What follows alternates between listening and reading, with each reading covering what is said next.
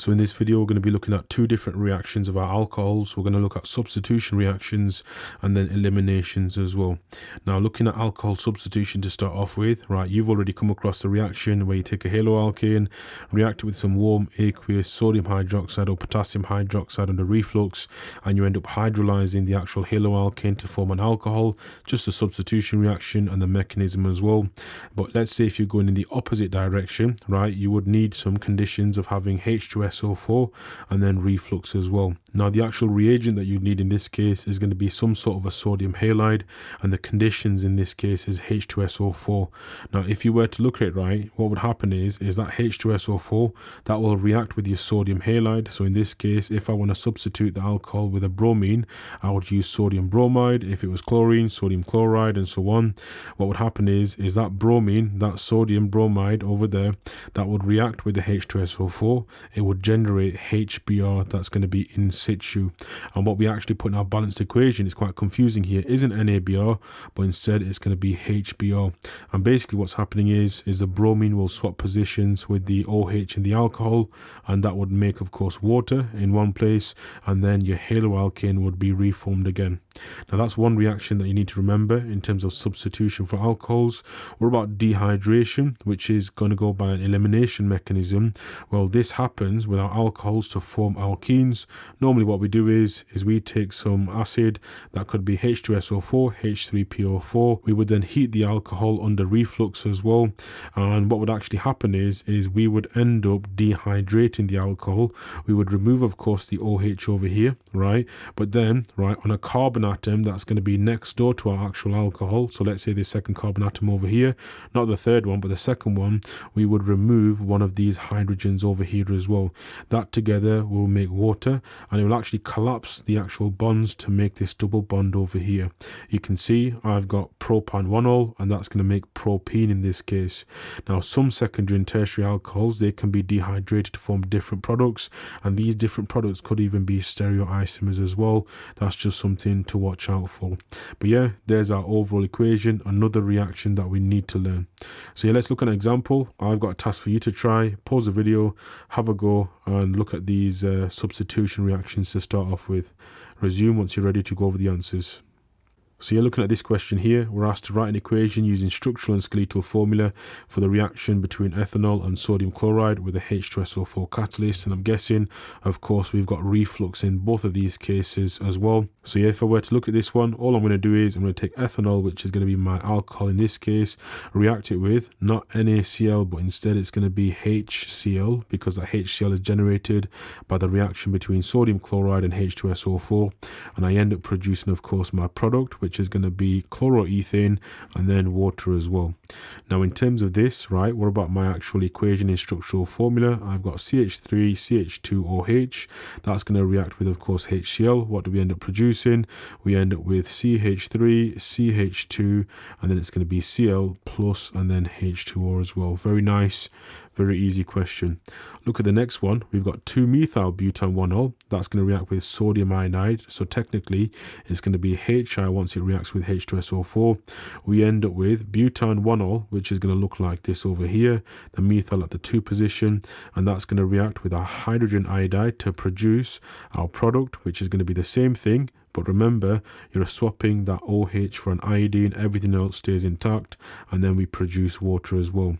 Now, what about the actual structural formula equation? I've got CH3, CH2, and then it's going to be CH in brackets CH3 to show the branch, and then we've got CH2OH, that reacts with HI. What do we produce? Well, we produce the same thing again, CH3, CH2, and then it's going to be CH, CH3 to emphasize the actual branch. Then we've got CH2I. Now, in terms of this, I've got my skeletal formula equation and my structural formula equation correct there. So yeah, moving on then, I've got another task for you to do. Feel free to pause the video, have a go at the following, resume once you're ready to go over the answers. So yeah, in this one, we're asked to write an equation using structural and skeletal formula again for the dehydration of butan 1-ol. Remember, dehydration is always going to end up producing water, and that's what I'm going to have over here. Of course, my arrow, I'm going to draw it a bit higher so I've got more space to do the structural formula equation.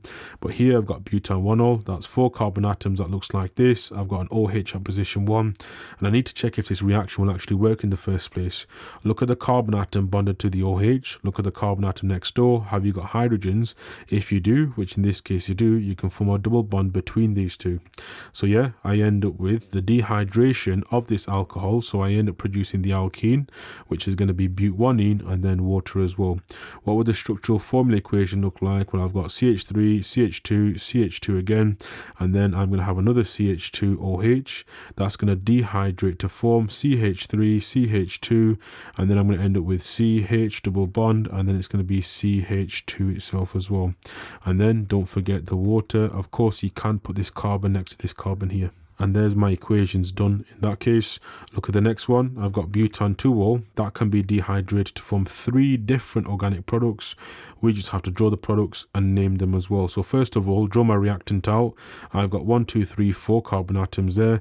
I've got an alcohol at this 2 position over here. I'm numbering it from left to right in this case.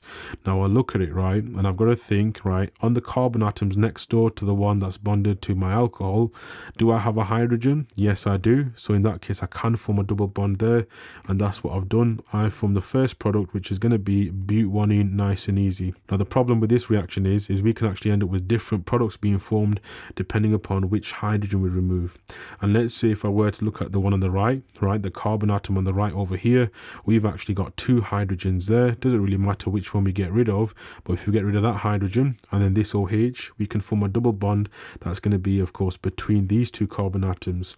Now that's quite problematic because we can actually end up with 2 isomers, one of them which is going to be looking like this, one of them which is going to be looking like this. We've actually got on the left hand side, we've got E in brackets, and then it's going to be but2ene. And then on the right, we're going to have Z-but2ene, the Zusammen isomer.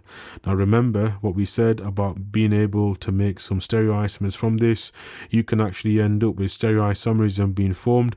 Of course, stereoisomers being made if you've got 2 compounds, right, after the dehydration with the same structural formula but different arrangement of atoms in space. Here, you've got the E isomer because you've got that double bond with 2 different groups attached, but both of your groups are arranged at either side. And then on the right, same thing again, but both the groups, they're going to be on the same side, aren't they? So yeah, there's our other 2 products that you can actually get. Now moving on, again, I've got another task for you to do. A bit tricky this one. Feel free to pause the video, have a go at the following, and then resume once you're ready to go over the answers. So you're looking at this one then, we're told we've got compound A, that's shown below. It's reflux with H2SO4, an acid catalyst. That's going to form a mixture of 3 isomers with a molecular formula of C7 and H10. Now if you were to look at this, right, isomers straight away, think about where you can actually get your dehydration taking place, because that's the reaction that we've got. Alcohol in those conditions is dehydration. We need to draw the structures of the 3 isomers being formed over here with that formula of C7H10. So we know we don't have any more oxygen in there. All of our alcohols will be dehydrated entirely.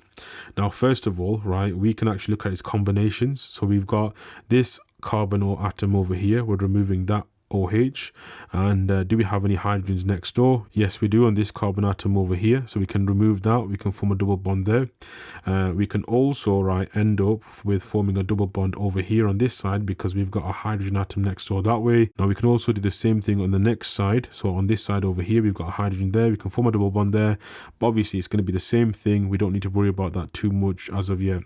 Now if I were to look on the other side, right, I've got an OH over here being present, and again that's bonded to this carbon here. I can dehydrate it on this side over here because I've got a hydrogen there, dehydrate it on the other side there as well because I've got a hydrogen there too. Now we've got to think about a bunch of different combinations, so I'm going to go with the easiest one, which is I'm going to take my cyclohexane, I'm going to add an alkene over here, we've got rid of that OH, and then I'm going to add an alkene over here as well. That's one product. What other combination can I actually get? Well, if I were to flip it right to the other side, right, this double bond over here, if I were to flip it there, I actually end up with the same thing if I were to name them, right? But in this case, we're not asked to name them, but that does help. So what else can I do? Well, I can actually end up, right, drawing the other structure, the other alkene, maybe at this position over here instead. So I can end up with another one where I've got my alkene over here, I've got my methyl there, my alkene is in the same position, but then I've also got another alkene over here. So I can actually get them being, right, 2 carbon atoms away from each other. So we've got 1 carbon gap between them. Now another combination that you probably could have got as well is maybe you could have actually moved the double bond, so you can actually end up with another one, because that one's going to be correct. You can end up with another alkene, right, or another diene in this case, where you've actually got your double bond, right, forming on this side, and then your other double bond that's going to be forming on this side as well. Now as you can see over here, right, your carbon-carbon double bond is formed. Over here, right, it's going to be, right, pretty much close to each other. If you were to ignore the methyl part over here, right, and you were to say that this would be position 1, for example, and say that's 2, that's going to be 3, you can see quite clearly over here, right, you've got the alkene at position 1 and 3, whereas on the other side, right, you're going to have the alkene over here, it's going to be at position 1, 2, 3, and then 4. Can you see how the difference in terms of how far it is away in terms of the number of carbon atoms? Yeah, so that's just possible as well. That's just something that you can do as well. Whereas the other way, it would have been 1, 2, 3, and then 4, 5, 6, and then this way it's 1, 2, 3, 4, and then 5, 6 that way as well. So remember, right, on the right hand side one, that's going to be correct. The middle one, that's also going to be correct. It's very hard to see it, but of course you've got to look at the difference of the carbon atoms, right, and how many the actual alkene is away. Here it's going to be on 1 and then 3, and then on the other one it's going to be on the 1 and then of course the 4 as well. So you can get it as either 1 and 3 or 1 and 4, which in this case we've got different structures over here. So yeah, there's that one done. What about the next one? You're told a student converts compound A into a dihaloalkane. In this case, it's going to be a diiodoalkane. We're asked to complete the equation for the reaction. So, of course, we need to make this balance. So, I've got 2 alcohols over here. So, I know, of course, I'm going to need to react it with 2 lots of hydrogen iodide, because remember, these 2 react together. What do we end up producing? Well, we end up forming, of course, our substitution reaction products, where I end up with iodine there. Methyl stays intact, iodine there. And then I end up with 2 lots of water being formed from that as well. 1 mark for your correct organic structure, 1 mark for balancing the equation there too.